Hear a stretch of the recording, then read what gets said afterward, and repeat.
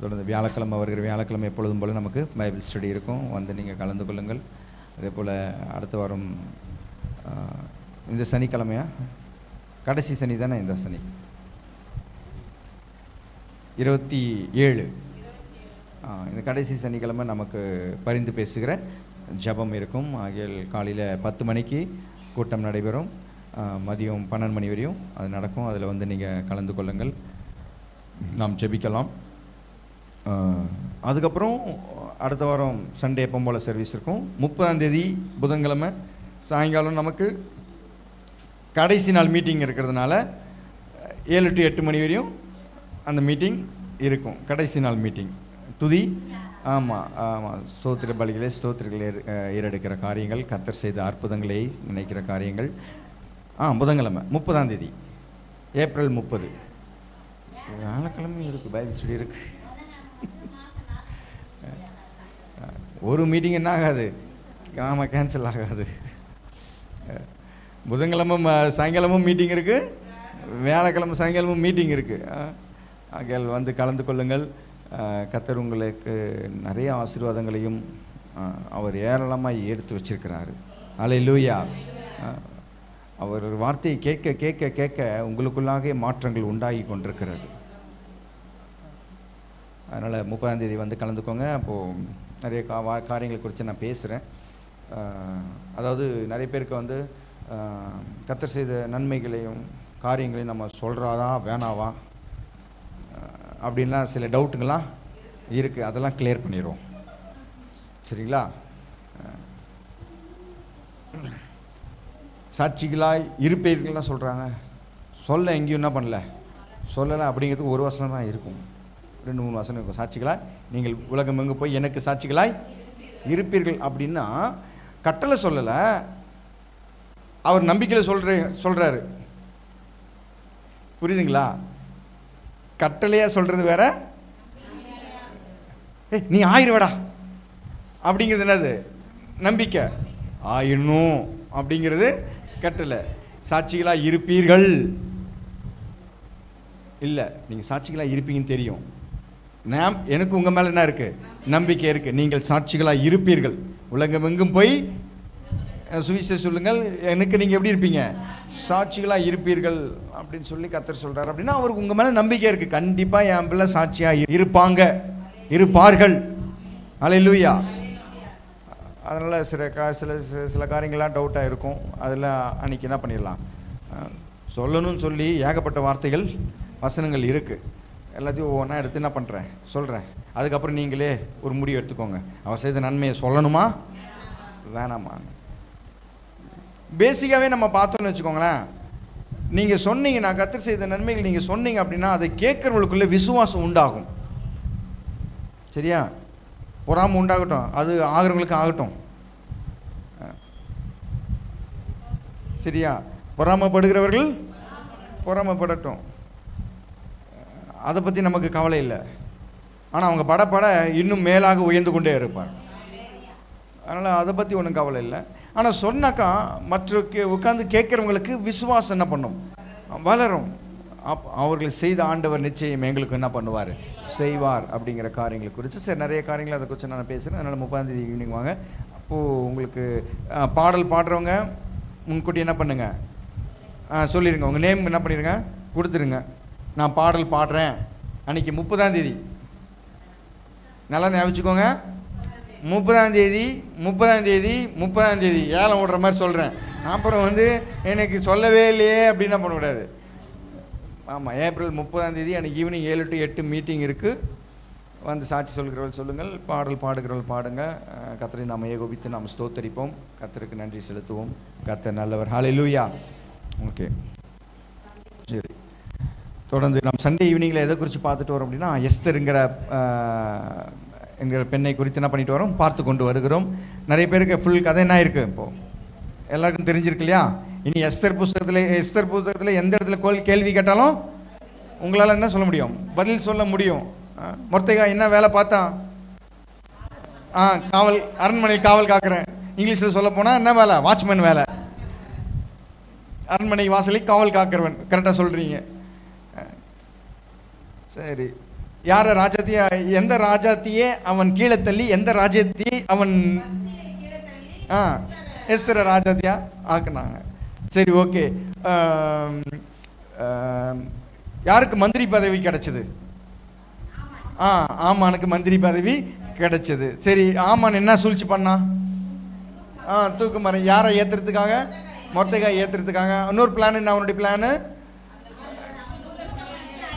ஆமாம், யூத குலத்தையே என்ன பண்ணிடணும், க்ளோஸ் பண்ணிடணுங்கிற பிளான் அவன் மைண்டில் இருக்கிறதுனால மொர்தெகாயை முதல்ல தூக்கில் போடணும்னு ஒரு பிளான் இருக்குது. அதுக்கப்புறம் என்ன பிளான்லாம் இருந்துச்சு அவனுக்கு அப்படின்னு பார்த்தீங்கன்னா, ராஜாவுக்கு காசுலாம் என்ன பண்ணுறான், கொடுத்து கரெக்ட் பண்ணுறான், லெட்டர் எழுதுகிறான், மோதிரம் முத்திரை என்ன பண்ணுறான், போடுறான், ஊர்களுக்கெல்லாம் என்ன பண்ணுறான், அனுப்புகிறான். எத்தனாம் தேதி, எத்தனை நாளில், எத்தனாம் தேதி, எத்தனாம் மாதம்?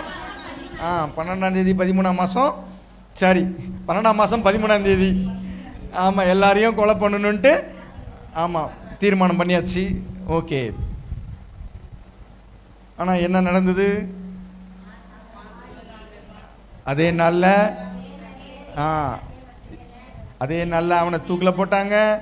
அதே நாளில் அவங்க 10 பசங்களையும் தூக்கில் போட்டாங்க. அதே நாளில் ஆமான் வீட்டு எஸ்தர் ராஜாக்கு என்ன பண்ணிட்டாங்க, எழுதி கொடுத்துட்டாங்க. யூதர் ஜனங்கள்லாம் எதிரிகள் என்ன பண்ணார்கள், மேற்கொண்டார்கள், அழித்தார்கள் சொல்லப்பட்டிருக்கு. அப்புறம் ஆமான் வீட்டை எஸ்தர் ராஜாக்கு எழுதி கொடுத்தாங்க. மொர்தெகாயை மேலும் என்னவானானா, உயர்ந்தவனானான். ராஜாங்கத்திலே 2வது மனுஷனா, பெரிய மனுஷனா. அப்பேற்பட்ட ஒரு உயர்வு மொர்தெகாய்க்கு கிடச்சிருக்கு. இவ்வளோ ஸ்டோரியே நமக்கு என்ன இருக்கு, இப்போ தெரிஞ்சிருக்கு பாருங்க. இதுக்கு அப்பாற்பட்ட விஷயம் என்ன அப்படின்னா, நம்ம ஓரளவு ஃபுல்லாக கதையெல்லாம் பண்ணிட்டோம், படிச்சிட்டோம். ஒவ்வொரு வாரமும் ஒவ்வொரு தலைப்பில் என்ன பண்ணியாச்சு, பார்த்தாச்சு. நீங்கள் திரும்ப போய் யூடியூப்பில் எல்லா வாரத்துக்கான தலைப்புகள் இருக்கும் பாருங்கள். நீங்கள் திரும்ப திரும்ப போய் கேட்க உங்களுக்குள்ள விசுவாசம், உங்களுக்குள்ள அந்த விதமான ஆசீர்வாதங்களும் உங்களுக்குள்ள என்ன ஆகிட்டே இருக்கும், வளர்ந்துக்கிட்டே இருக்கும் ஒவ்வொரு தலைப்புகளிலும். இப்போ மொத்தமாக ஒரு பார்வையில் என்ன பண்ணிட்டு வரலாம், பார்த்துட்டு வரலாம். எதெல்லாம் விடுபட்டதோ அதெல்லாம் காரியங்களை சேர்த்து வச்சு ஒரு ரிவைன் என்ன பண்ணலாம், நம்ம கொடுக்கலாம். சரிங்களா? இந்த எஸ்தர் புஸ்தகத்தில் பார்த்தோம் அப்படின்னா, இந்த கதைக்கு அப்பாற்பட்ட விஷயம் கர்த்தர், யெகோவா, இயேசு, இந்த மாதிரி தேவன், இந்த மாதிரி எந்த நாமமும் இந்த புஸ்தகத்தில் என்ன பண்ணாது, வராது, சொல்லப்படலை. மொத்தம் எத்தனை நாடுகள் இருக்கு? 127 நாடுகள். 127 நாடு. இப்போ நம்ம இந்தியாவில் மொத்தம் எத்தனை மாவட்டம், எத்தனை ஸ்டேட்ஸ் இருக்கு? 37 ஸ்டேட்ஸ் இருக்கு. ஸோ இந்த 37 ஸ்டேட்ஸ்க்கும் ஒவ்வொரு சீஃப் மினிஸ்டர் என்ன பண்ணுறாங்க, இருக்கிறாங்க. அந்த சீஃப் மினிஸ்டருக்கெல்லாம் ஹெட் யாரு? நம்ம பிரதமர், மந்திரி. ஸ்டேட்டு தான் 37. ஆனால் அகஸ்வேர் ஆண்டது இந்தியா மாதிரி ஒரு நாட்டையே 127 நாட்டு என்ன பண்ணியிருக்கிறான், ஆண்டு இருக்கிறான் அந்த ராஜா. அப்படி அந்த இவ்வளோ பெரிய சரித்திரங்கள் இங்கே இருக்கு. ஆனால் இவ்வளோ பெரிய காரியத்தில் ஒரு இடத்துல கூட கர்த்தர், யெகோவா, தேவன் என்கிற நாமமே என்ன பண்ணல, சொல்லப்படவே இல்லை. ஆனால் அவருடைய வேலை என்னவோ பயங்கரமாக இருக்கு. இதான் மொத காரியம். இந்த புஸ்தகத்தில் மொத காரியம் என்ன? அவருடைய நாமங்கள், அவருடைய காரியங்கள் வெளிப்படையாக என்ன பண்ணல, தெரியல. ஆனால் வேலை என்ன பண்ணுது, நடக்குது. எஃபெக்டோ ரொம்ப பெருசாக இருக்கு. கர்த்தருடைய நாமம் ஆனால் அங்கே என்ன பண்ணல, எழுத போடல.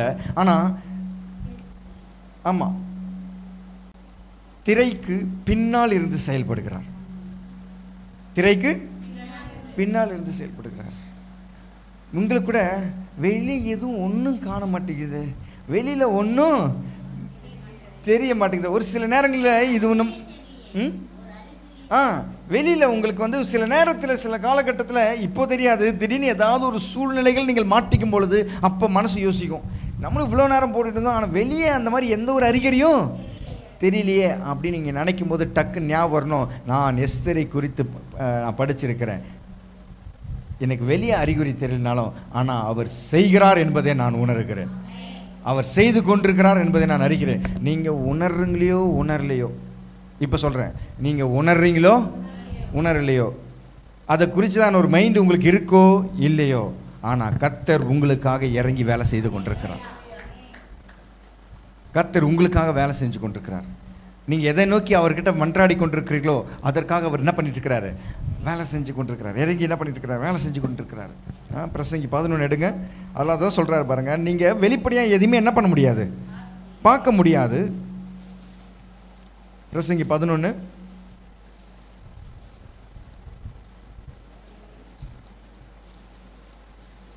5 பாருங்க, 6 பாருங்க, சரி 5 பாருங்க. 11:5 ஆவியின் வழி இன்னதென்றும் கர்ப்பவதியின் வயிற்றில் உருவாகும் விதம் இன்னதென்றும் நீ அறியாதிருக்கிறது போலவே. உனக்கு என்ன பண்ணாது? தெரியாது. உனக்கு என்ன பண்ணாது? ஆவியின் வழி இன்னதென்றும். சரிங்களா? கர்த்தர் எப்படி தான் நம்மளை நடத்துவார்னே தெரியலையே. யோசேப்புக்கு மாத்திரம் மேப் போட்டு கொடுத்துருந்தாருன்னு வச்சுக்கோங்களேன், கனவு காமிச்சிட்டாரா? உன்னை நான் என்ன பண்ண போகிறேன்? உயர்த்த போகிறேன். உங்கள் அண்ணன் தம்பிங்களாம் உன் காலில் வந்து என்ன பண்ணுவார்கள்? விழுவார்கள், பணிவார்கள், உன்னை வணங்குவார்கள்னு ட்ரீம் என்ன பண்ணிட்டாரு? காமிச்சிட்டாரா? வார்த்தை என்ன பண்ணிட்டாரு? பேசிட்டார். உங்களுக்கும் இப்போ அதே மாதிரி என்ன பண்ணப்பட்டது? பேசப்பட்டது. உங்களை உயர்த்துவார். இவ்வளோ நாளாக பேசிகிட்டு இருக்கிறதுலாம் உங்களுக்கு என்னென்னலாம் நான் செய்ய போகிறேன், என்னென்னலாம் நான் செய்கிறவனா இருக்கிறேன்னு பரிசுத்த ஆவியானவர் மூலமா உங்களுக்கு என்ன ஆயிடுச்சு? எல்லாம் பேசியாச்சு, வெளிப்படுத்தாச்சு. யோசிப்பு மேலேயே உங்களுக்கு என்ன ஆயிடுச்சு? இப்போ தரிசனம் வந்துருச்சு, கிடச்சிருச்சு. போன பைபிள் ஸ்டடி சொன்ன மாதிரி இனிமேல் தான் என் லைஃபே என்ன ஆக போகுது? ஸ்டார்ட் ஆக போகுது, மாறப்போகுது. அப்படிங்கிற டைமில் உங்களுக்கு தரிசனம் கிடச்சிருக்கு. இப்போ யோசேப்புக்கு ப்ளூ பிரிண்ட் கொடுக்குறார். என்ன பிரிண்ட்டு? எப்பா தரிசனம் வந்துச்சு இல்லைப்பா, இப்போ நெக்ஸ்ட் என்ன பண்ணுவாங்கன்னா உங்கள் அண்ணன் தம்பிங்க வந்து உன்னை சாகடிக்கிறதுக்கு பிளான் போடுவாங்க அப்படின்னு சொல்லியிருந்தான்னு வச்சுக்கோங்களேன். சார் உங்கள் தரிசனமும் வேண்டாம், இப்படியே இருந்துடுறேன், என்னை ஆளை விட்டுருங்க. இருப்பா இன்னும் ஆரம்பிக்கவே இல்லை, அதுக்குள்ளே விட்டுருங்கன்னு கையெழுத்து கும்பிட்றேன். அண்ணன் தம்பிங்க கொலை பண்ணுறதுக்கு சூழ்ச்சி பண்ணுவாங்க. குழியில் என்ன பண்ணுவாங்க? அந்த குழி எவ்வளோ பசுதமாக இருக்கும், கும் இருட்டாக இருக்கும், உள்ள தேளு பாம்பு பூராலாம் என்ன பண்ணும் இருக்கும். ஆனால் அதெல்லாம் ஒன்று என்ன பண்ணிடுறேன், காப்பாற்றுறேன் அப்படின்னு சொன்னார்னா யாருன்னா நம்பி போவாங்களா? ஏற்கனவே உங்களுக்கு இந்த எக்ஸாம்பிள் சொல்லியிருக்கேன் பாருங்கள். பஸ்ஸில் இடம் இல்லை, இங்கேருந்து சென்னைக்கு போகிறீங்க, பஸ்ஸில் இடம் இல்லை, சீட்டில் உட்காரத்துக்கு இடம் இல்லை, நிற்கிறதுக்கு என்ன இல்லை, ஃபுட்போர்டும் என்ன பண்ண முடியல, அடிக்க முடியல. கண்டக்டர் சொல்கிறாரு பஸ்ஸுக்கு முன்னாடி உங்களை கட்டி போட்டுறேன், இந்த கையில் இந்த கண்ணாடியில் இந்த கையும் இந்த கண்ணாடியில் இந்த கையும் என்ன பண்ணிடுறேன், கட்டி போட்டு பஸ்ஸுக்கு முன்னாடி உங்களை என்ன பண்ணிடுறேன், நீங்கள் கீழே விழ மாட்டீங்க, உங்களை பத்திரமா சேஃபாக கொண்டு போய் சென்னையில் என்ன பண்ணிடுறேன், சேர்த்துடுறேன் அப்படின்னா ஓகே பண்ணுவீங்களா? அவர் தான் வாக்கு பண்ணுறாரு, நான் உன்னை பத்திரமா போய் சேர்க்குறேன்னு.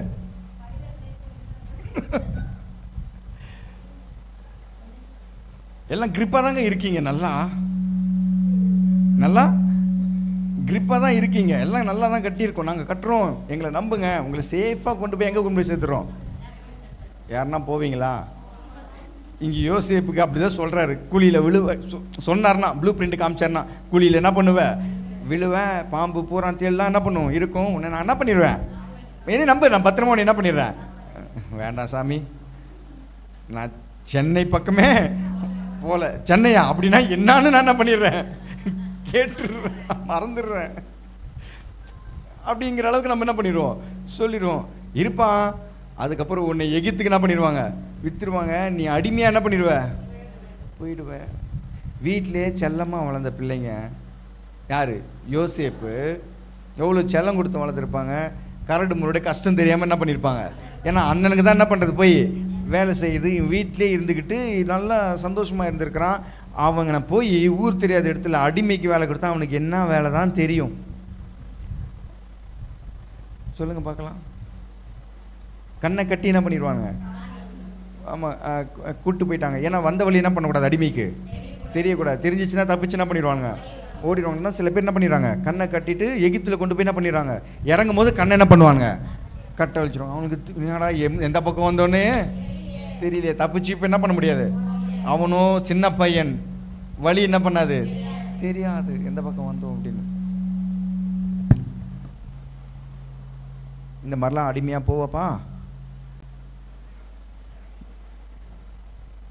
உன்னை நல்ல வேலை வாங்குவாங்க, இருந்தாலும் நான் உன் கூட என்ன பண்ணுறேன் இருக்கிறேன். அப்புறம் பொய்யான ஒரு பழி உன் மேலே பண்ணுவாங்க, போடுவாங்க பாரு, ஜெயில் தான் போ, அப்புறம் ஒரு 2 வருஷம் என்ன பண்ணுவ? அப்புறம் உன்னை ராஜா வாக்கிறேன்னு சொன்னா வேண்டாம், எனக்கு அந்த பதவியே வேண்டாம்ப்பா, இவ்வளோ கஷ்டப்பட்டு நான் அந்த பதவியில் போய் சேரணுமா? வேண்டாம், நிம்மதியா எங்கள் அப்பா வீட்டில் என்ன பண்ணிக்கிறேன். ப்ளூ பிரிண்ட் சொல்லியிருந்தாருன்னா வேலைக்கு, ஆனால் உயர்த்துவேன்னு சொன்னால் உயர்த்துவார். ஆவியின் வழி இன்னதென்று நமக்கு என்ன பண்ணாது தெரியாது. யோசிப்புக்கு என்ன பண்ணாது தெரியல, எப்படின்னா நம்மளை நடத்துவான். அவன் நினச்சிட்டான் விழுவாங்க அப்படின்னா மறுநாள் காலையில் என்ன பண்ணிடுவாங்க, வந்து விழுந்துருவாங்கன்னு நினச்சிட்டான்.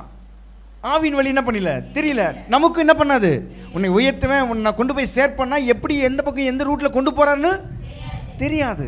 ஆவியின் வழி என்னதென்றும் தெரியாது. கர்ப்பவதியின் வயிற்றில் எலும்புகள் உருவாகும் விதம் என்னதென்றும் நீ அறியாது இருக்கிறது போல. எப்போ எப்போ ஹார்ட் முளைக்குது, எப்போ எலும்புகள் முளைக்குது, கர்ப்பத்தில் இருக்கிற குழந்தைக்கு ஒன்றுமே என்ன பண்ணாது தெரியாது. டாக்டர் சொல்லி தான் இங்கே பீட் இருக்குது அப்படின்னா, ஓ பீட் இருக்கா, சரி ஓகே, இதய துடிப்பு. டாக்டர் சொல்லி தான் நமக்கு என்ன பண்ணோம் தெரியும். எப்போ உருவாகுது, என்ன எந்த டைமில் எது உருவாகுது எதுவுமே தெரியாதே. அப்படி போலவே எல்லாவற்றையும் செய்கிற தேவனுடைய செயல்களையும் நீ அறியாய்.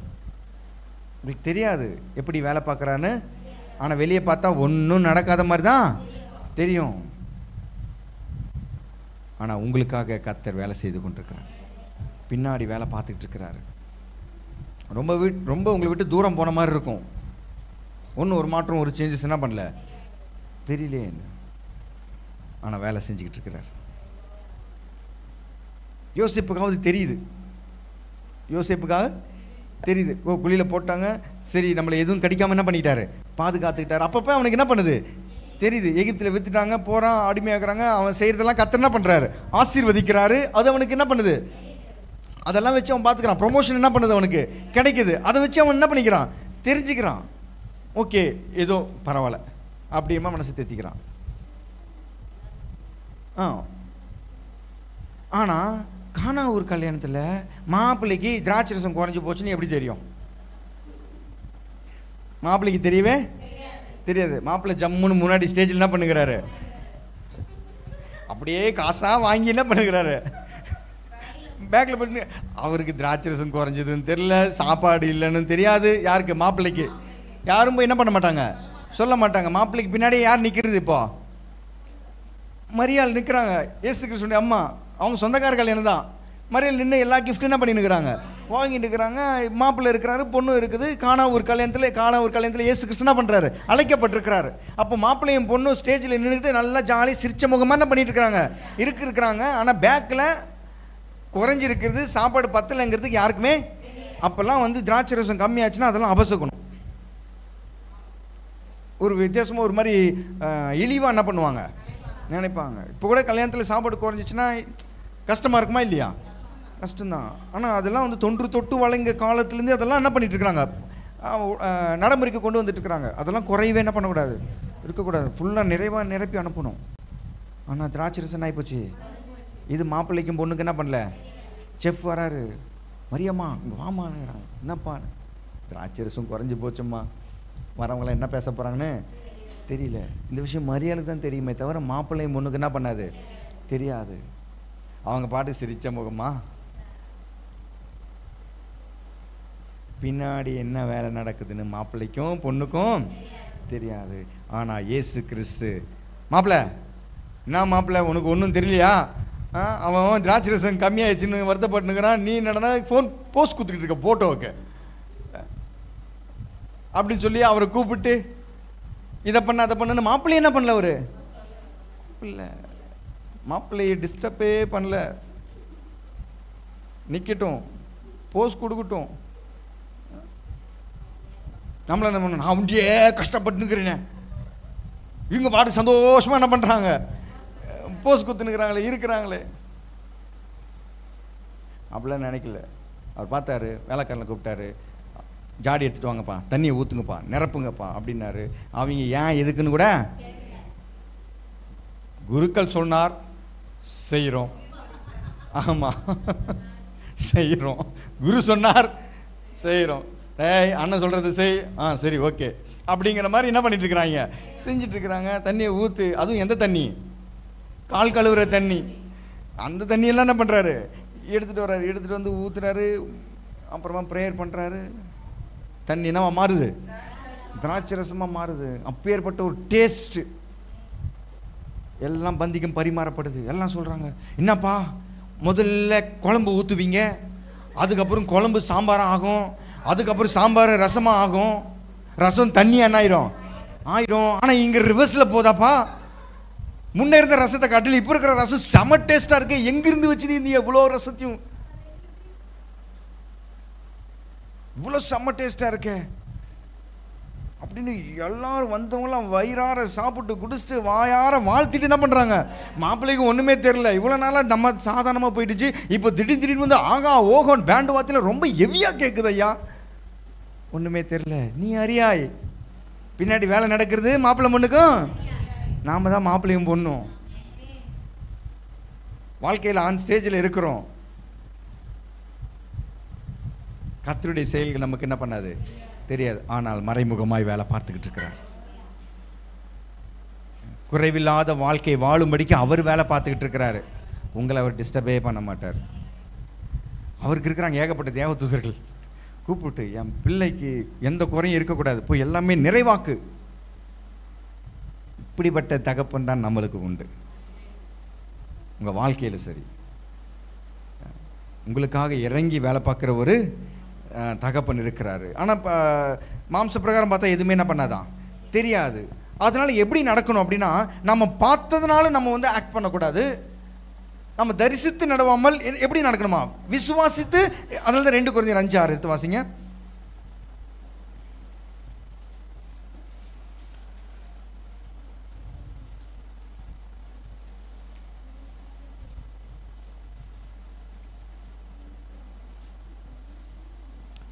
ரெண்டு கொரிந்தியர் 5:6.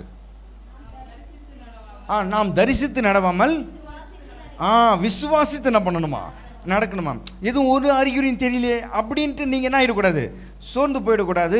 கர்த்தர் எனக்காக பின்னிருந்து வேலை பார்க்கிறாரு.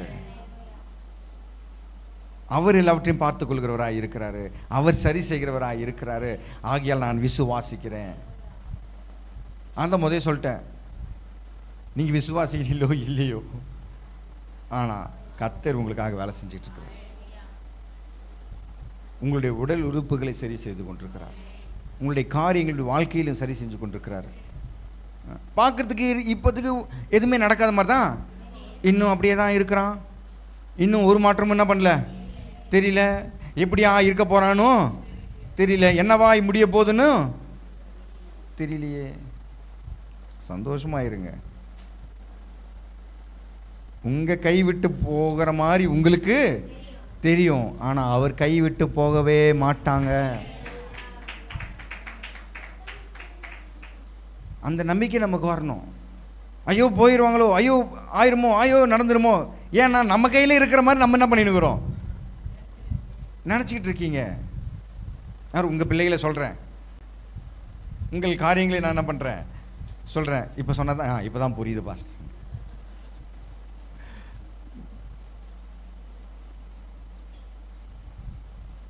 கர்த்தர் கை விட்டு போவதில்லை. எல்லாமே கை விட்டு போயிடுச்சு பாஸ்டர். நம்ம கை விட்டு போகலாம், ஆனால் அவர் கை விட்டு சொல்கிறாரு, என் கையை விட்டு இன்னும் போலப்பா. எதுவும் அவங்கெல்லாம் என் கைக்குள்ளே இருக்கிறாங்க, நான் அவர்களை பிடித்து கொண்டிருக்கிறேன். அப்போ என்ன சொல்கிறாரு, நீங்கள் வந்து என் மேலே விசுவாசமாக இருங்க, என்ன பிடிச்சிக்கோங்க. பிதாக்கள் நீதிமானாக இருந்தால் அவன் பிள்ளைகளுக்கு என்ன கிடைக்குமா, அடைக்கலம் கிடைக்கும். பிதாக்கள் நன்றாக இருந்தால், பிதாக்கள் நீதி உள்ளவர்களாக இருந்தால் அவர்கள் பிள்ளைகளுக்கு என்ன கிடைக்குமா, அடைக்கலம் கிடைக்குமா. சொல்லுங்க, சீஃப் மினிஸ்டருக்கு பாதுகாப்பா இல்லை வீட்டை சுற்றிலும் பாதுகாப்பா? முதலமைச்சருடைய வீட்டை சுற்றிலும் தான் போலீஸ்கார் என்ன பண்ணுவாங்க இருப்பாங்களே தவிர, முதலமைச்சர் சுற்றி என்ன பண்ண மாட்டாங்க, போலீஸ்காரங்க இருக்க மாட்டாங்க. எங்கே போனாலும் 2 பேர் கூடவே போயிருப்பாங்களா வீட்டுக்குள்ளே? இல்லை. ஒன்ஸ் அவர் வீட்டுக்குள்ளே போயிட்டார்னா வீட்டுக்கு வெளியே தான் என்ன பண்ணுது பாதுகாப்பு இருக்குது. அப்படின்னா அவங்க பிள்ளைகளுக்கும் அவங்களுடைய மனைவிகளுக்கும் எல்லாருக்குமே தான் என்ன பண்ணுது பாதுகாப்பு. அந்த மாதிரி நீங்கள் ஒருத்தர் கரெக்டாக இருந்து சர்ச்சைக்கு வந்து விசுவாசம் உள்ளவங்களாக இருந்தால் போதும், உங்கள் நிமித்தம் உங்கள் குடும்பம் ஆசீர்வதிக்கப்படும். இந்த இந்த உலகத்தானே மந்திரிக்கு மட்டும் பாதுகாப்புல அவங்க குடும்பத்துக்கே பாதுகாப்பு கொடுப்பார்கள் என்று இந்த உலகம் கவர்மெண்ட் நினைக்கும் சொன்னா, அந்த கவர்மெண்ட்டுக்கு அறிவு கொடுத்தவர் விட்டுருவாரா? உங்கள் ஒருவருடைய விசுவாசத்தினாலே உங்கள் குடும்பங்கள் பிழைத்துக் கொண்டிருக்கிறது. அப்போ நீங்கள் வீட்டில் இருக்கிறவங்க எல்லாருமே வந்தீங்கன்னா அப்போ உங்களுக்கு குருநாதர் எல்லாவற்றையுமே அவர் என்ன பண்ணிக்கிறாரு? பாதுகாக்கிறா இருக்கிறாரு.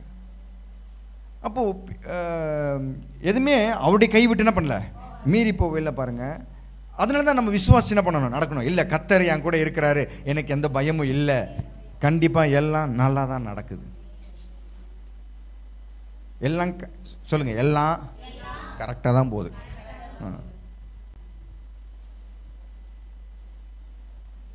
அதான் இந்துக்களில் சொல்லுவாங்க பாருங்க, எது நடந்ததோ அது நன்றாகவே நடந்தது, எது நடந்து கொண்டிருக்கிறதோ அதுவும் நன்றாகவே நடந்து கொண்டிருக்கிறது, எது நடக்க போகுதோ அதுவும் நன்மையாகவே நடக்கும். இது கர்த்தர் தான் சொன்னார். அவரை நம்புகிறவர்களுக்கு, அவரை தேவனை அன்பு கூறுவர்களுக்கு சகலமும் நன்மைக்கு ஏதுவானவர்களாக இருக்கிறது என்று பார்த்தோம், வசனங்கள் இருக்கு. அப்போ வெளியே தெரியாது, ஆனால் விசுவாசிங்க, கர்த்தர் வேலை செஞ்சுக்கிட்டு இருக்கிறாரு, கர்த்தர் பேசி கொண்டிருக்கிறாரு, கர்த்தர் அவங்களுடைய வழிகளெல்லாம் பார்த்து கொண்டிருக்கிறாரு. எங்கே, எப்போ, எந்த இடம், என்ன, எல்லாம் அவருடைய கரத்தில் இருக்கிறது. அதுக்கு ஒரு எக்ஸாம்பிள் சொல்கிறார் பாருங்க. நான் ஒரு 5 பாயிண்ட் பேசலான்னு வந்தேன், ஆனால் ஒரே பாயிண்டில் இன்னைக்கு முடிச்சிடுறேன். மிச்சம் 4 பாயிண்ட் என்ன பண்ணுறேன், பேசுகிறேன். இதுக்கு எக்ஸாம்பிளாக ஒரு ஊமை சொல்கிறார். மார்க் எடுத்துக்கொள்ளுங்க, 4ஆம் அதிகாரம்.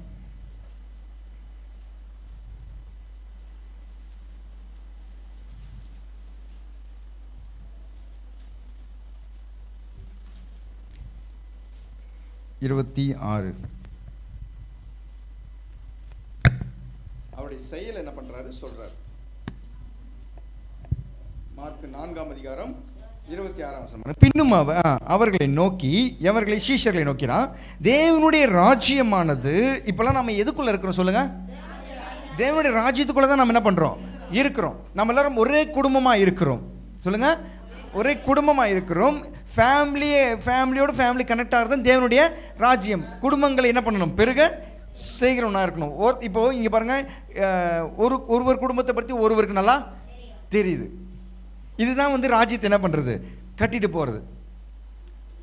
ப்ராப்ளம் எல்லாம் எதுவாக இருந்தாலும் அங்கே தீர்க்கக்கூடிய காரியங்கள், மனது சுகமாக்கக்கூடிய காரியங்கள், இருதயம் சுகமாக்கக்கூடிய காரியங்கள், ஏதோ எப்படியோ யாரோ கேட்ட வார்த்தை கேட்டோம், நம்ம என்ன பண்ணிடுவோம், போயிடுவோம். பாஸ்டருக்கும் அவருக்கு என்ன கிடையாது, சம்மந்தம் கிடையாது மாதிரி என்ன பண்ணிடுவாங்க.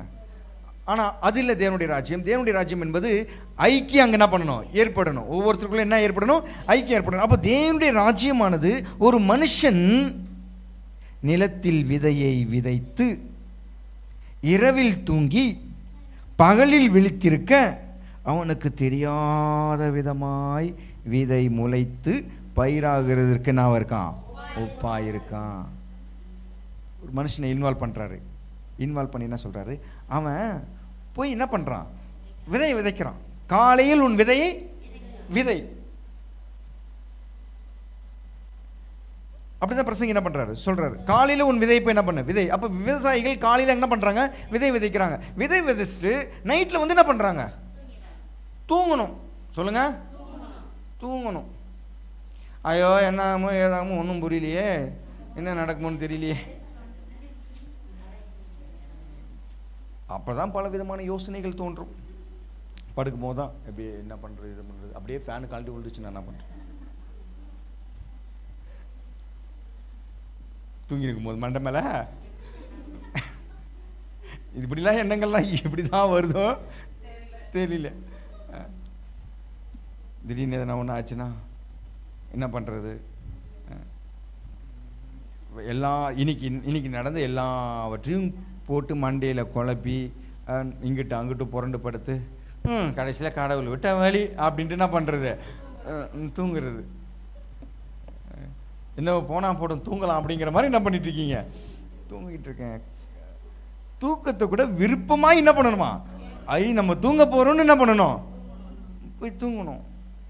அப்போ நல்லா தூங்கினா நல்லா தூக்கம் வரும், நல்லா ஆழ்ந்த தூக்கம் வரும். கனவுகளும் தரிசனங்களும் கர்த்தர் கனவின் வழியாக தரிசனங்கள் என்ன பண்ணுவார்? கொடுப்பாரு. எப்படி பேசுவார் நினைக்கிறீங்க? எப்படி ஆசீர்வாதத்தை கொடுப்பாரு? ஆதாம் தூங்குறதுனால தான் ஏவாளை கொடுத்தாரு. தூங்க வச்சார் ஆதாம. நீ தூங்குடா சாமி, நீ உயிரோடு இருந்தனா இன்னாத்துக்கு உண்டாக்குன, எதுக்கு உண்டாக்குற? ஏன் நான் மட்டும் பார்த்தாதா? அவன் வேற இன்னத்துக்கு, எதுக்கு எனக்கு கல்யாணம்? இப்பெல்லாம் ஒன்றும் அர்ஜென்ட்டு வேண்டாம், இன்னும் போட்டோம், இன்னும் கொஞ்ச நாள் எப்படி இருக்கிறேன்? சந்தோஷமாக இருக்கிறேன், ஜாலியாக நான் சுற்றின்னு திரிகிறேன். எதுக்கு இப்போ என்ன ஒரு கட்டுக்கோப்பைக்குள்ளே என்ன பண்ணுறீங்க, அடக்கி வைக்கிறீங்க? நான் ஒரு ஃப்ரீ பேர்டு. இப்படிலாம் இவன் பேசக்கூடாதுன்னு என்ன பண்ணிட்டாரு? தூங்கத்தை கொடுத்துறாரு. நீ தூங்கு சாமி. தூக்க வச்சுட்டு ஏவாளை எடுத்து என்ன பண்ணுறாரு? உருவாக்குறேன். தூங்கி எழுந்துச்சி பார்த்தா காலையில் ஏவாள் என்ன பண்ண வந்து இருக்கிறான். பார்த்து சொல்கிறான், இவள் என் எலும்பின் எலும்பும் என் மாம்சத்தில் மாம்சமாக இருக்கிறாள், மனுஷனிலிருந்து எடுக்கப்பட்டபடினால் இனி இவள் மனுஷி எனப்படுவாள். மனுஷி என்றால் ஏவாள் என்றால் இந்த பூமியில் உள்ள எல்லா பெண்களுக்கும் இவள் தாயானவள் அப்படின்னு சொல்லி அவளுக்கு என்ன பண்ணுறான்? பேர் வைக்கிறான். ஆபிரகாம் தூங்க வச்சுட்டாரு. தூங்க வச்சுட்டு அவனுக்கிட்ட வாக்குத்தத்தம் பண்ணுறாரு, உன்னை நான் பெரிய ஜாதி ஆக்குவேன், நீ கால்மிக்கும் மிதிக்கும் தேசத்தை உனக்கு சுதந்திரமாய் கொடுக்குறேன், இனி இருக்கிற இடத்துல ஏறிட்டு பார் அப்படின்லாம் என்ன பண்ணுறாரு? வாக்கு கொடுக்குறாரு. 430 வருஷம் உங்கள் பிள்ளைகள் உன் ஜாதிகள் என்ன பண்ணுவார்கள்? அடிமைப்படுவார்கள் எல்லாம் சொல்கிறாரு. எதில் சொல்கிறாரு? தூக்கத்தில் தான் என்ன பண்ணுறாரு? சொல்கிறாரு. ஏன்னா தூங்காமல் அவன் வந்து எழுச்சி நின்றாலும் கொஸ்டின் மேலே கொஸ்டின் என்ன பண்ணிகிட்டே இருப்பாங்க, கேட்டுக்கிட்டே இருப்பான். தூங்க வச்சு சாலமோனுக்கு ஞானத்தை இதில் தான் கொடுத்தாரு. அப்போ நீ தூங்கலைன்னா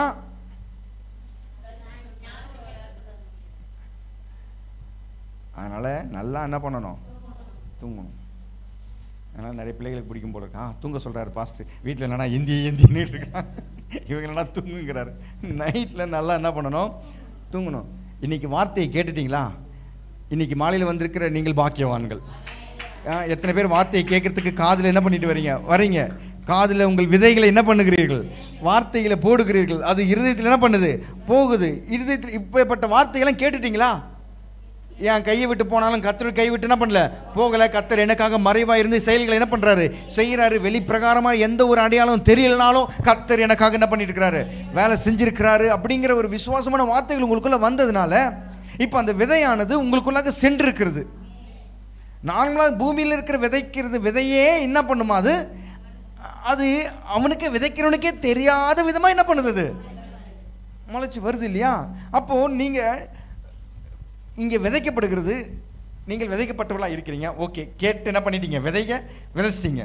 இனி நீங்கள் இரவில் போய் என்ன பண்ணணும்? தூங்கணும். இதே யோசனை கூடாது.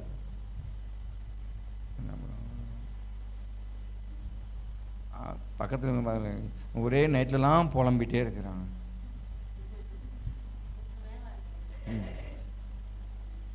தூக்கமே வரல, ஒரே புலம்பல்ஸா இந்தியாவாக இருக்குது.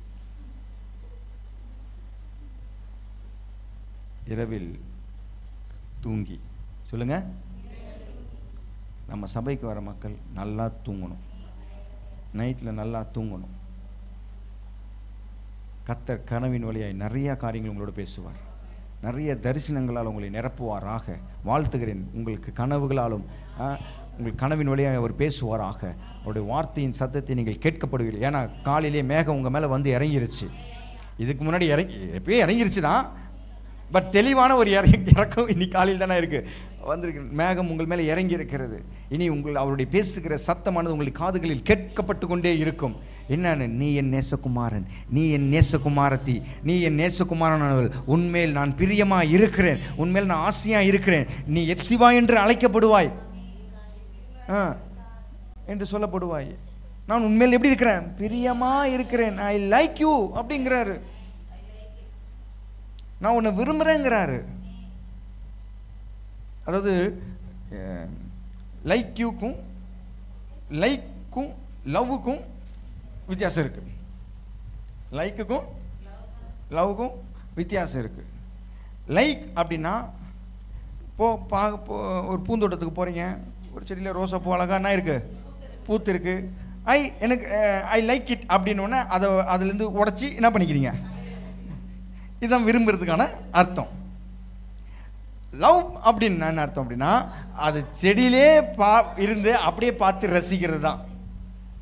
அதுக்கு இன்னும் என்னென்ன உரம் போடணுமோ, என்னென்ன தண்ணி தெளிக்கணுமோ, இன்னும் மெருகூற்றி என்னென்னா வளர்க்கணுமோ வளர்க்குறது. இதுக்கு பேர் தான் என்னது? அன்பு. அப்போ மனிதன்களை பறிக்கக்கூடாது, ரசித்து அவங்கள வளர்க்கணும்.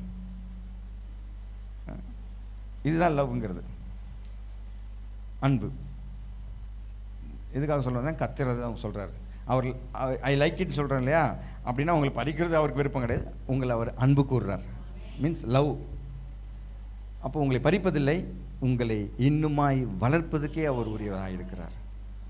அப்போ இங்கே பார்க்குறோம், இரவில் தூங்கி, அந்த வசனம் 26, பின்னும் அவர் அவர்களை நோக்கி, தேவனுடைய ராஜ்யம் ஒரு மனுஷன் நிலத்தில் விதையை விதைத்து இரவில் தூங்கி பகலில் என்ன பண்ணுறாங்களாம்? விழித்திருக்க அவனுக்கு தெரியாத விதமாய் விதை முளைத்து பயிராகிறதுக்கு என்னவா இருக்கான்? ஒப்பா இருக்கு. கண்டிப்பாக நீங்கள் கேட்கப்பட்ட வார்த்தைகள் அது நிச்சயம் பலன் கொடுக்கும், அது முளைக்கும். நீங்கள் போய் உட்காந்துன்னு காலையில் விதைச்ச விதை பக்கத்துலேயே உட்காந்துக்கிட்டு இது முளைக்குமா முளைக்கலான்னு தெரியலையே, இவ்வளோ 10 நிமிஷம் ஆச்சு, தோண்டி என்ன பண்ணிடுவோம்? பார்த்துட்டு தோண்டி பார்த்துட்டு இன்னும் அப்படியே தாங்க, சரி திரும்ப மண்ணு போட்டு என்ன பண்ணிடுவோம்? மூடிடுவோம். திரும்ப பார்க்குறோம், திரும்ப பார்த்துட்டு ஒன்றும் என்ன ஆகலை. இப்படி பண்ணிட்டு இருந்தா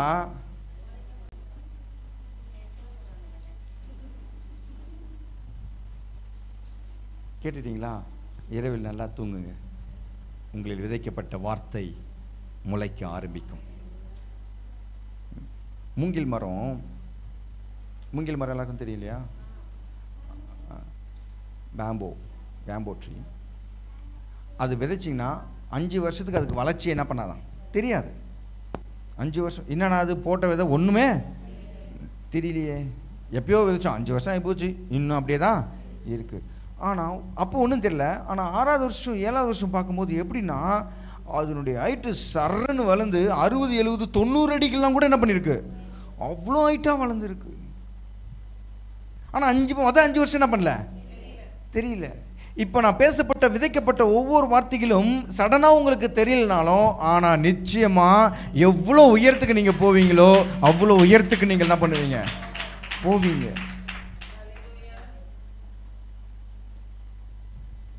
இருக்கிறதுலே இந்த ஊரில் இருக்கிற ஜனங்க தான் அதிக நாள் அதிக ஆரோக்கியத்தோடு நல்ல செழிப்போடு வாழ்ந்திருக்கிற மக்களுங்கிற காரியங்கள் வரும்.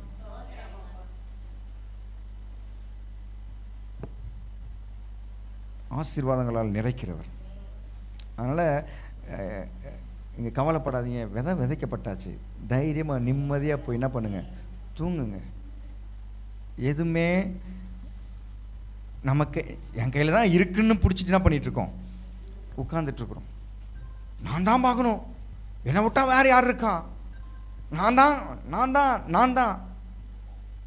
நான் போய் எனக்குள்ளாக இருக்கிறவர் கர்த்தர், அவர் என்னையும் என் குடும்பத்தையும் பாதுகாக்கிறவர்.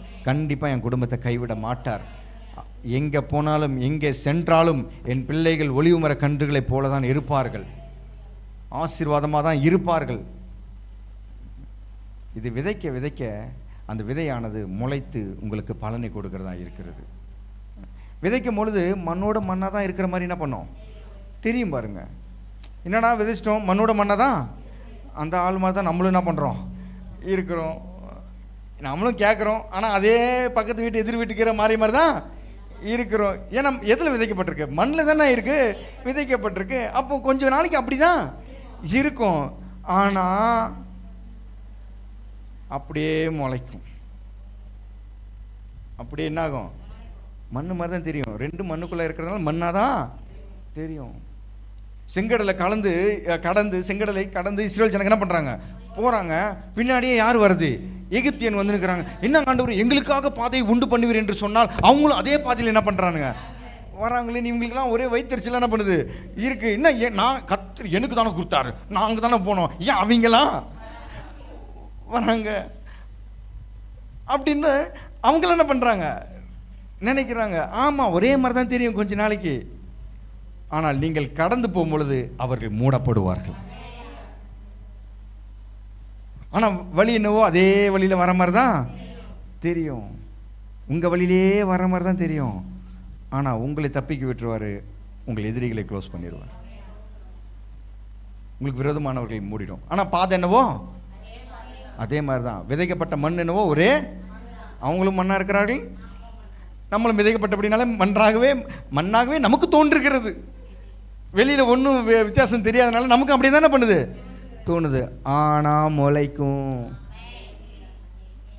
நீங்கள் முளைப்பித்து கிளம்புவீர்கள். 28ஆம் வசனம் பாருங்க. எப்படி என்றால், அதுக்கு எக்ஸ்பிளனேஷன் பண்றாரு. எப்படி அது முளைக்கும்? எப்படி என்றால், நிலமானது முன்பு என்ன ஆகுமா? முளையும். பின்பு கதிரையும் கதிரிலே நிறைந்த தானியத்தையும் பலனாய் தானே கொடுக்கும். முளை, அதுக்கப்புறம் கதிர், அப்புறம் கதிரில் என்ன உண்டாகுதான்? தானியத்தை பலனாக தானா கொடுக்கும். சார், நீங்க ஒன்றும் போய் ட்ரை பண்ண வேண்டிய அவசியமே இல்லை. இப்போ ஜஸ்ட் சும்மா தண்ணி மட்டும் பாய்ச்சினா, விதையை போட்டனா, வாரத்துக்கு ஒரு முறை உங்களுக்கு என்ன போடுறேன்? விதையை போடுறேன். அந்த விதையை வாங்கி நீங்கள் என்ன ஆகிட்டீங்க? இருதயத்தில் விதைச்சிட்டீங்க. விதைச்சி இந்த வார்த்தையை டெய்லியும் என்ன பண்ணுங்க? அதை தியானிச்சிங்கனாவே தண்ணி ஊற்றுற மாதிரி அர்த்தம். அது தண்ணி ஊற்றிட்டே இருந்தீங்கன்னா ஒரு நாள் இல்லை ஒரு நாள் போட்ட விதைகள் எல்லாம் முளைக்க ஆரம்பிக்கும். ஆனால் முளைய சின்னதாக தான் தெரியும், சின்னதாக தான் தெரியும். இவ்வளோ கஷ்டப்பட்டு தண்ணி ஊற்றி தமா துண்டு வாழ்ந்துக்குது, இதுக்காக இவ்வளோ நாள் கஷ்டப்பட்டேன். இல்லை, அப்படி சொல்லாமல் அந்த பயிர் அந்த முளை கிளம்பினோடனே உள்ளத்திலிருந்து ஒரு சந்தோஷம் வரணும். ஆஹா, பெருமலையின் இறைச்சிகளின் சத்தமின் காதுகள் என்ன பண்ணுவது? கேட்கப்படுகிறது. சின்ன மேகம்தான், ஆனாலும் எலியாவுக்குள்ள ஒரு விசுவாசம். பெரிய மழை என்ன பண்ண போகுது? அந்த ஆவி உங்களுக்குள்ளாக வரணும். சின்ன காரியங்கள், சின்ன ஒரு மாற்றங்கள் உங்களிடத்துல தெரியும் போதே நீங்க நினைச்சுக்கணும், ஓகே, கர்த்தர் நம்மை பெரியவனாக மாற்ற விரும்புகிறார், பெரிய ஒரு செயல் ஏற்பட போகிறது.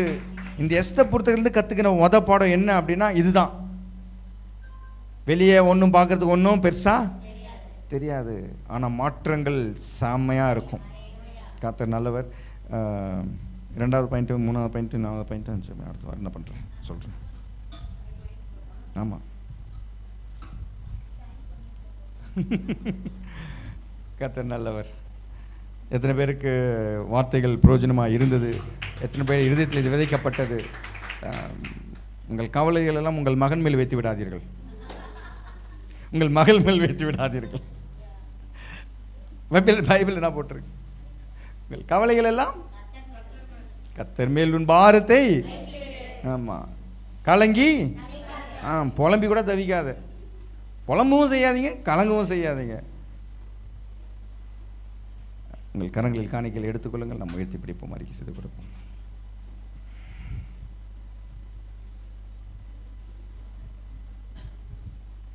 கவலைப்படுறதுனால அது மனித இயல்பு தான். அதுக்குன்னு கவலையே படக்கூடாதா சார் அப்படின்னா? இல்லை இல்லை, நான் அப்படிலாம் சொல்ல. அந்த டைமுக்கு என்ன தெரியும் நமக்கு? மாமிசம் பலவீனம் தானே அப்படிங்கிற மாதிரி அந்த டைமில் நமக்கு ஆட்டோமேட்டிக்காக அந்த கவலை என்ன ஆயிடுது? வந்து ஒடுக்கிறது. ஆனால் அது ஒடுக்குனாலும் நீ என்னத்தை ஒடுக்கிறது? நான் உன்னை ஒடுக்கிறேன் பாரு அப்படி சொல்லி வார்த்தை போட்ட வார்த்தையை என்ன பண்ணு யோசிச்சு அதை ஒடுக்கணும். அதான் நீ மேற்கொள்ளுவாயின்றாரு. கவலை இருக்க தான் செய்யுது. உலகத்தில் துன்பம் உண்டுன்னு சொல்றாரு. நீதிமானுக்கு வரும் துன்பங்கள் அநேகமாக இருக்குன்னு என்ன பண்ணுறாரு சொல்கிறாரு. ஸோ கவலைகள் அதை குறித்து தானே பாடு பயல் இல்லை இருக்க தான் செய்யும். ஆனாலும் ஒரு வார்த்தை என்ன சொல்லணும்? என் ஆத்துமாவை கர்த்தரிடத்தில் உயர்த்துகிறேன். எனக்கு இவ்வளோ கவலையாக இருக்க ஆண்டவரே, ஆனாலும் உம்மை நான் நம்பி இருக்கிறேன். உம்மை நம்புவேன், நான் உம்மை நம்புவேன், இறுதி வரை நான் உம்மை நம்புவேன். உம்மை நம்பும் நான் பாக்கியவான், உம்மையே நம்பியிருப்பேன். அல்லேலூயா. எல்லாம் சிரிங்க பார்க்கலாம். அல்லேலூயா. உங்கள் கரங்கள் காணிக்கையில் எடுத்துக்கொள்ள நம்ம எடுத்து பிடிப்போம், அறிக்கை செய்து கொடுப்போம். ஆமாம், படக்கூடாது. அது அப்படியா? மறந்தாச்சு. ஓகே ஓகே, கிடைச்சிருக்கேன். ரொம்ப சந்தோஷம் தான். ஓகே, நல்லது, வாழ்த்துக்கள். ஆமாம், வேலை செய்யுதுன்னா அப்போ பார்த்துக்கோங்க. ஆமாம் ஸ்டார்டிங்கில் ஆரம்பிச்சதே அப்பவே முயற்சி. இன்னும் போக போக இன்னும் கொஞ்சம் கூட அந்த ஃபீலிங்ஸ்லாம் என்ன பண்ணக்கூடாது, அதை பற்றி ஒன்றுமே ஃபீல் பண்ணக்கூடாது. கர்த்தர் மேல் என் பாரத்தை வைத்து விட்டேன், அவர் என்ன பண்ணுவார், ஆதரிப்பார். நீதிமான் ஒருபோதும் தள்ளாட விட மாட்டார்னா விட மாட்டார். அந்த பாட்டில் பாடின மாதிரி அவரை நோக்கி பார்த்த முகங்கள் வெட்கப்பட்டதில்லை, அவருடைய நாமத்தை அறிந்தவர்கள் கைவிடப்படுவதே இல்லை. அல்லேலூயா. ஆமாம், சொல்லுங்க, என்னை கைவிடவே மாட்டார். இறுக பிடிச்சிக்குவார். காலையில் நான் கட்டி அணைச்ச மாதிரி. யார்? என் பையனை. நீங்கள் வேற யாரும் நினச்சிக்க போறீங்க. ஜோகனை கட்டி அணைச்ச மாதிரி ஒன்றும் இல்லை, கட்டி அணைச்ச மாதிரி கர்த்தர் உங்களை அரவணைக்கிறவராக இருக்கிறார். அல்லேலூயா. அவருடைய அரவணைப்புக்குள் நீங்கள் இருக்கிறீர்கள். இதுக்கு முன்னாடி எப்படி நினச்சிருப்பீங்கன்னா, கை கொடு தம்பி, கை மட்டும் கொடுத்துட்றேன் திரும்ப, அப்படி வழக்கரம் தாங்க இருந்து இப்படி பிடிச்சி இப்படி நினச்சிருப்பீங்க. சரியா? இதுக்கு முன்னாடிலாம் கர்த்தர் இப்படி என்ன பண்ணிருக்கிறாரு, பிடிச்சிருக்கிறாரு. ஆனால் இன்னிலேருந்து நீங்கள் நினைக்கிற நினைப்பு எப்படி இருக்கணும்னா, அவர் இப்படி பிடிச்சிக்கிட்டு இருக்கிறாரு, இப்படி தான் பிடிச்சிக்கிட்டு இருக்கிறாரு. நீங்கள் போனாலும் என்ன பண்ண முடியாது, போக முடியாது. நான் உன்னை இறுக பிடிச்சி கொண்டு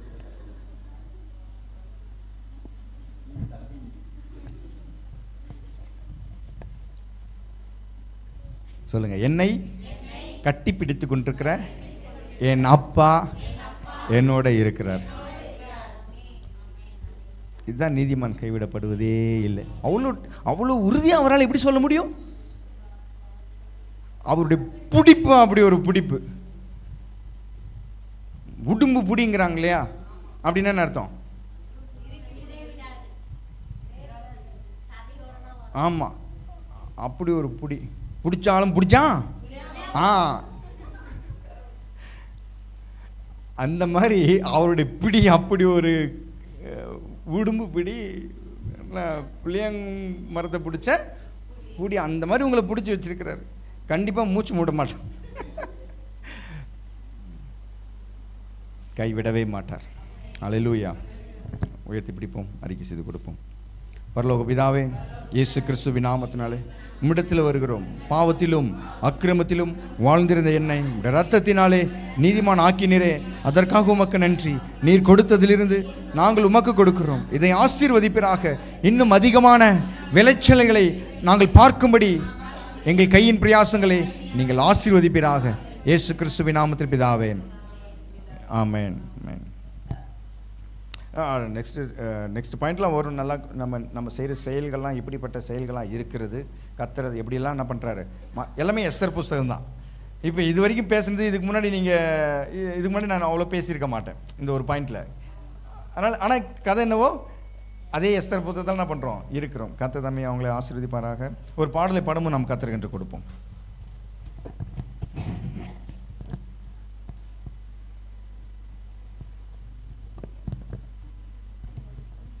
இந்த பாடல் வந்து ஆக்சுவலாக நான் எப்படி இருக்கும்போது, நான் ஒரு ஒரு ஒரு ஒரு ஒரு விதமான சூழ்நிலையில் இருந்தேன். ரொம்ப கஷ்டமான ஒரு சூழ்நிலை. அப்போ எனக்கு டக்குன்னு சங்கீதம் படிக்கும்போது எனக்கு இந்த வார்த்தை ஞாபகம் வந்துச்சு. என்னை நம்ப பண்ணின வார்த்தை, என்ன ஒரு வசனம் நம்ப பண்ணிச்சு பாருங்கள். அதாவது, நீர் எனக்கு சௌக்கியத்தையும் ஆரோக்கியத்தையும் வர பண்ணி என்னை குணமாக்கி உம்முடைய பரிசுத்தத்தையும் உம்முடைய சமாதானத்தையும் உம்முடைய சத்தியத்தையும் எனக்கு என்ன பண்ணுவேன், காட்டுவேன் என்று சொன்னீரே. அந்த மாதிரி நீர் எனக்கு சௌக்கியத்தையும் ஆரோக்கியத்தையும் வர பண்ணி என்னை குணமாக்கி உம்முடைய பரிசுத்தத்தையும் உம்முடைய சத்தியத்தையும் எனக்கு என்ன பண்ணுவீராக, காண்பிப்பீராக. இப்படி சொன்னீங்களே, அந்த வசனத்தை நம்ப பண்ணினீங்களே, என்னை நம்ப பண்ணின அந்த வசனத்தை நீங்கள் நினச்சிக்கோங்க அப்படின்னு சங்கீதக்காரனை பண்ணுறான், சொல்கிறேன். ஏன்னா நான் அந்த வார்த்தையை நம்பி தான் உயிர் வாழ்ந்துக்கிட்டு இருக்கிறேன். அந்த நம்ப பண்ணின வார்த்தையை நீர் என்ன பண்ணுங்க, நினச்சிக்கொள்ளுங்க. அது நிறைவேற்றி முடிக்கிறவர். அந்த பாடல் தான் தாவீதுக்கு அவர் சொல்கிறாரு, ஏம்பா தாவீதுக்கு நான் போய் சொல்லுவேனா, தாவீதுக்கு நான் போய் சொல்லுவேனா, அவன் என் இருதயத்துக்கு ஏற்ற அவன்கிட்ட நான் போய் சொல்லுவேனா, அவனுக்கு வீடு கட்டி தருவேனா வீடு கட்டி தருவேன், அவனை கரை சேர்ப்பேனா நான் கரை சேர்ப்பேன், அவனை எங்கே கொண்டு போகணுமோ அவனை என்ன பண்ணுவேன், நான் உங்களுக்கு போய் சொல்லேன் என்று சொன்ன வார்த்தையை நிறைவேற்றி முடிக்கிறவர். என்ன வாக்குத்தத்தம் பண்ணியிருக்கிறாரோ அந்த வார்த்தை என்ன பண்ணுறவர், நிறைவேற்றி முடிக்கிறவர். உங்கள் கையினாலே ஆரம்பிச்சதை உங்கள் கையினாலே முடிக்கிறவர் அவர். அதுதான் அவருடைய வார்த்தை. அதுதான் இந்த பாடலும் உங்களுக்கு சொல்லப்பட்டிருக்கு. நீங்கள் கேளுங்க. காலையில் இந்த பாட்டை பாடினாங்க. நீ நம்ப பண்ணின உந்தன் வாக்குகளை நினைத்து நிறைவேற்றுவி. நீ நம்ப பண்ணின உந்தன் வாக்குகளை நினைத்து நிறைவேற்றுவி. மறவாமல் நினைத்தவரே இசையா நிறைவேற்றி முடித்தவரே. மறவாமல் நினைத்தவரே இசையா நிறைவேற்றி முடிப்பவரே. நீ நம்ப பண்ணின உந்தன் வாக்குகளை நினைத்து நிறைவேற்றுவி. நீ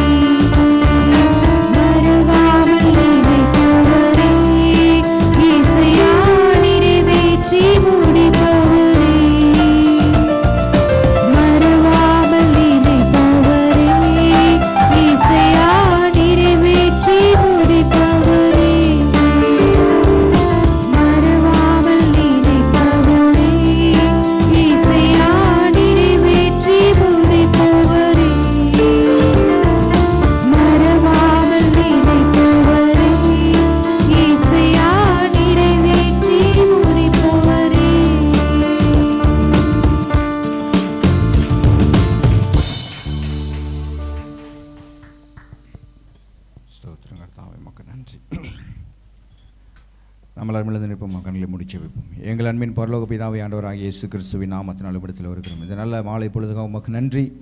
எங்கள் பாடல்களையும் துதிகளையும் ஆராதனைகளையும் நீர் அங்கீகரித்தபடினாலும் ஸ்தோத்திரிக்கிறோம். நீர் பேசினபடி ஒவ்வொரு வார்த்தைகளுக்காக உமக்கு நன்றி. மனிதன் அப்பத்தினாலும் மாத்திரமல்ல, தேவனுடைய வாயிலிருந்து புறப்படுகிற ஒவ்வொரு வார்த்தையினாலும் பிழைப்பான் என்று சொல்லியிருக்கிற வார்த்தையின்படி இந்த மாலை வேளையிலே எவ்வளோ நல்ல வார்த்தைகளை நீங்கள் எங்களுக்காக பேசியிருக்கிறீர் கர்த்தாவே. எங்கள் மேல் நீர் உறுதி அளித்திருக்கிறீர். கேட்கப்பட்ட வார்த்தைகள், விதைக்கப்பட்ட வார்த்தைகள் நிச்சயமாய் அது முளை தெழும்பி கிளம்பும். அந்த முளைகளை நாங்கள் பார்ப்போம், அதிலே தானியங்கள், அதன் கதிர்களை நாங்கள் பார்ப்போம், அதன் தானியங்களை நாங்கள் பார்ப்போம், அதை நாங்கள் அனுபவிக்கிறவர்களாய் இருக்கிறோம் கர்த்தாவே. அப்படியாய் நீர் எங்களை செழிக்க செய்கிற தேவனாய் இருக்கிறபடி நல்ல ஸ்தோத்திரிக்கிறோம். இங்கே வந்திருக்கிறவங்களை ஒவ்வொருவரையும் நீர் ஆசீர்வதிப்பீராக. இப்படி கரமைகளோடு கூட இருக்கிறபடினாலும் ஸ்தோத்திரிக்கிறோம். இந்த வாரத்தின் தேவைகள் எல்லாவற்றையும் சந்திக்க போகிறாங்க. இவர்கள் யாரெல்லாம் போய் பார்க்கிறார்கள் அவர்கள் கண்கள் எல்லாம் நீ தயவு கிடைக்கும்படி உதவி செய்தல்வீராக. இவர்களுடைய படுகிற பிரயாசங்கள் எல்லாவற்றிலும் ஜீவன் உண்டாயிருக்க உதவி செய்யுங்க கர்த்தாவே. இயேசு கிறிஸ்துவின் நாமத்தில் பிதாவே, ஆமென். என் ஆத்துமாவை கர்த்தரை ஸ்தோத்திரி, என் முழுவதுமே பரிசுத்த நாமத்தை ஸ்தோத்திரி. என் ஆத்துமாவை கர்த்தரை ஸ்தோத்திரி, செய்த சகல உபகாரங்களை மறவாது. அவன் அக்கிரமங்களெல்லாம் மன்னித்து நோய்களெல்லாம் குணமாக்கி என் பிராணனை அழிவுக்கு விலைக்கு மீட்டு என்னை கிருபினாலும் இரக்கங்களால் முடிசூட்டி நன்மையினாலும் வாய் திருப்தி ஆக்குகிறார். கழுக்கு சமானமாக என் வயது திரும்ப வாழ்வது போல ஆகிறது. ஆமென். நம்முடைய கர்த்தராகிய இயேசு கிறிஸ்துவினுடைய கிருபையும் பிதாவாகிய தேவனுடைய அன்பும் பரிசுத்தாவினுடைய அன்பின் ஐக்கியமும் இன்றைக்கும் என்றைக்கும் சதா காலங்களில் நம் அனைவரோட என்றென்றைக்கும் தங்கியிருப்பதாக. ஆமென், ஆமென், ஆமென். கர்த்தர் நல்லவரும் நன்மை செய்கிறவருமாய் இருக்கிறார். கர்த்தர் நல்லவரும் நன்மை செய்கிறவருமாய் இருக்கிறார். கர்த்தர் நல்லவரும் நன்மை செய்கிறவருமாய் இருக்கிறார். கர்த்தர் உன்னை ஆசீர்வதித்து உன்னை காக்க கடவர். கர்த்தர் தம்முடைய முகத்தை உன்மேல் பிரகாசிக்க பண்ணி உன்மேல் கிருபையாக இருக்க கடவர். கர்த்தர் தம்முடைய முகத்தை உன்மேல் பிரசன்னமாக்கி உனக்கு சமாதானம் கட்டளையிட கடவர். ஆமென், ஆமென், ஆமென். சமாதானம் உண்டாவதாக. சமாதானம், சமாதானம்.